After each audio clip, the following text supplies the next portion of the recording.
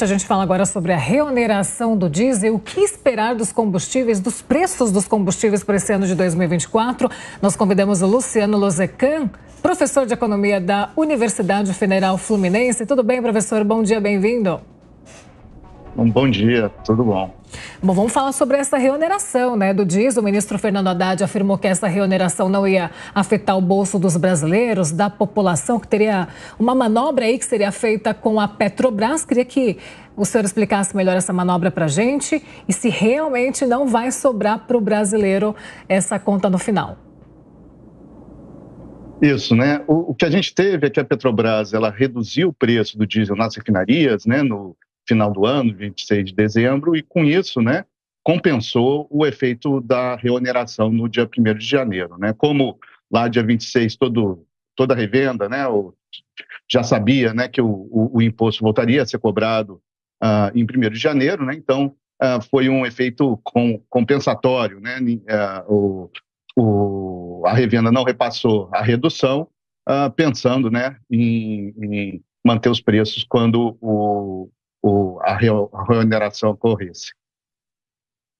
Professor, o governo fez essa manobra, para que o impacto da reoneração não fosse amortecido, na verdade, pela queda dos preços, ou seja, para que não houvesse impacto ao consumidor. Escolheu um momento oportuno para fazer com que o imposto voltasse, justamente para que ele não fosse sentido nas bombas. Mas quando o combustível subir, isso fatalmente vai acontecer. E aí é por isso que eu pergunto ao senhor, qual a projeção agora em relação ao mercado de combustíveis, especialmente ao cenário externo, porque o valor dos combustíveis aqui no Brasil está muito atrelado ainda ao que acontece lá fora. O que é que deve acontecer com os preços dos combustíveis agora em 2024?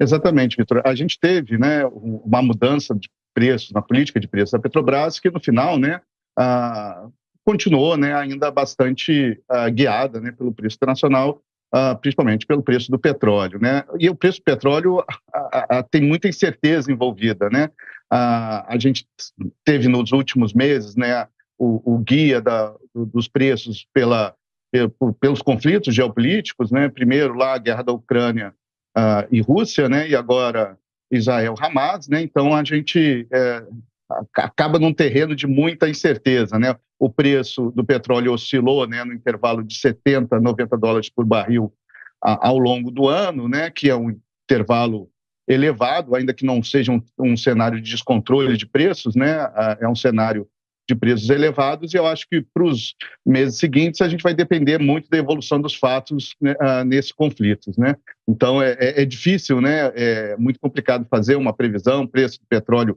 é volátil, Mas eu acho que a gente deve continuar experimentando, um patamar de preços que é relativamente elevado em relação ao que é histórico na indústria do petróleo. Professor, a próxima pergunta é do nosso comentarista Cristiano Vilela. Professor, um bom dia, satisfação falar com você aqui na Jovem Pan. Professor, essa redução que nós tivemos agora no final do ano, antes do anúncio da reoneração, ela foi uma redução bastante significativa e ela acaba fazendo com que o balanço do ano, de redução do valor do diesel por parte da Petrobras, ele tenha sido um valor bastante significativo, talvez até maior do que a redução que foi percebida no mercado internacional. Essa diferença, podemos dizer que a Petrobras quem está pagando a conta, isso pode afetar efetivamente a saúde financeira da empresa? A gente está no cenário atual, que é um cenário de equilíbrio em relação ao mercado internacional, Então, é um momento em que a gente experimenta a paridade, Eu acho que os fatores, acabaram contribuindo, ajudando o governo a ter essa compensação, Então, no momento que reduziu o diesel, era um momento, que teve alguma folga, no preço do diesel no mercado internacional e também o câmbio brasileiro, a apreciação do real acaba contribuindo, já que os preços internacionais são em dólar, acaba contribuindo para uma queda, no preço final, Então, com isso, apesar dessa motivação que claramente, era política de tentar evitar, o repasse, da reoneração no preço do diesel, no final teve teve a contribuição, né, de fatores que não estavam no controle, mas que ajudaram, né, a um equilíbrio. Hoje a situação é muito próxima, né, à paridade internacional, né?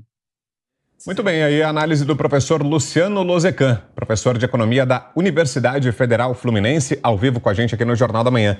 Obrigado, professor, pela entrevista. Um bom domingo. Eu que agradeço. Bom domingo.